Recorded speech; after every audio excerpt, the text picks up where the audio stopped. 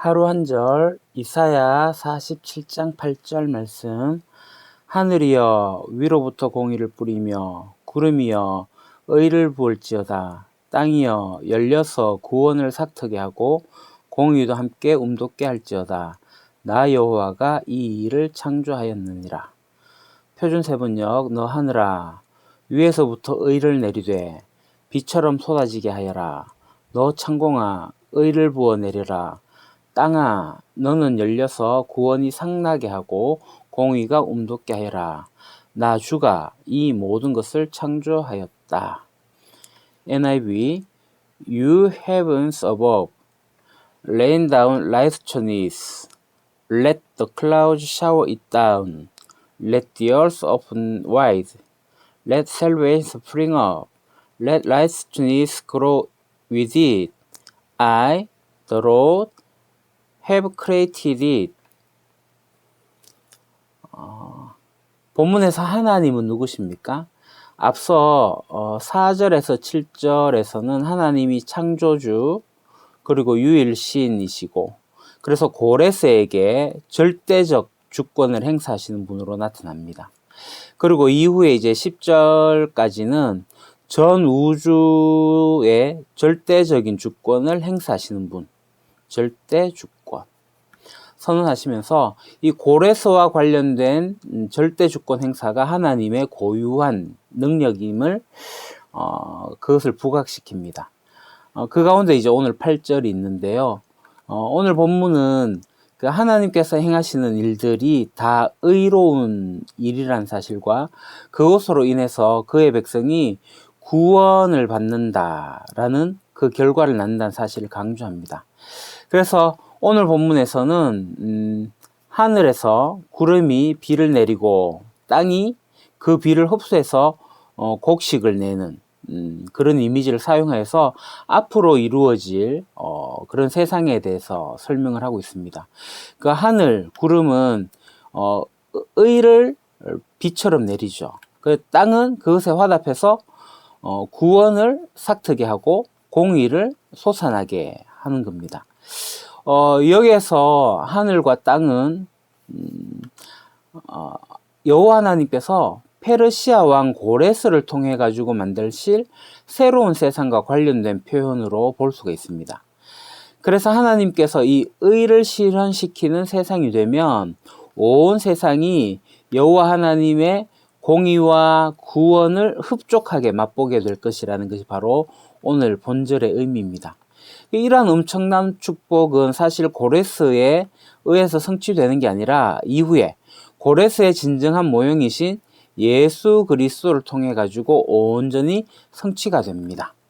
본문에는 이제 의라는 단어가 이제 2번 나옵니다. 공의, 의. 그리고 땅에서도 공의가 이제 2번이 나오는데요. 공의와 의로 번역된 이 단어는 체데크라고 합니다. 체데크. 그리고 이 공의는 체다카입니다. 조금 다릅니다. 여기는 남성 명사, 이거는 여성 명사입니다. 그래서 이 체데크는 하나님의 의로우신 행위를 남성적으로 표현하는, 그러니까 그런 이미지를 강조하는 반면에 이 여성 명사로 사용된 그 땅에서 일어난 일들, 그러니까 하나님께서 심으신 의로운 행위가 이 땅에서 사람들에게서 구체적으로 의의 열매로 나타나는 것을 여성 이미지로 표현하고 있는 거죠. 그래서 이 8절 본절은 하나님의 공의로운 역사하심에 부응하여서 하나님의 형상으로 창조된 인간 역시 이 땅에서 의로운 삶을 살게 됨을 보여줌으로써 희망찬 미래를 내다보는 그러한 표현입니다. 그래서 땅이여 열려서 구원을 삭트게 한다. 그러니까 하늘의 구름에서 내리는 비는 이 땅을 적시고 그래서 각종 과실과 열매를 맺고 곡식을 맺게 하죠. 마찬가지로 하나님의 의로운 행위는 이 인간의 삶 속에서 의로운 삶을 만들어내고 그리고 이 백성의 구원이라는 열매를 맺게 하는 것으로 화답될 것입니다. 그래서 구원은 예사스라고 합니다. 예사스. 구약에서 모두 35번 사용하는데요. 그 하나님께서 자기 백성에게 베푸시는 구원의 은총을 말합니다. 이 구원의 은총은 실은 하늘에 있는 거죠. 그러나 구체적으로 나타나는 것은 바로 이 땅입니다. 그래서 구원의 혜택을 입은 자들도 땅에 있는 인간들이죠. 그런 의미로 이 본문에서 하나님을 땅을 향해서 구원을 삭트게 하라, 이루게 하라. 이 삭트게 한다, 열매를 맺는다, 파라라고 하는데요. 열매를 맺는다. 그것도 풍성하게 맺는다라는 것을 의미합니다. 그런데 이 삭트게 한다라는 것이 3인칭 복수형으로 써요.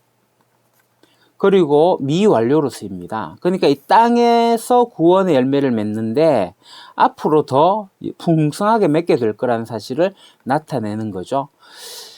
이러한 구원은 당연히 뭐와 함께? 공의와 함께 나타납니다.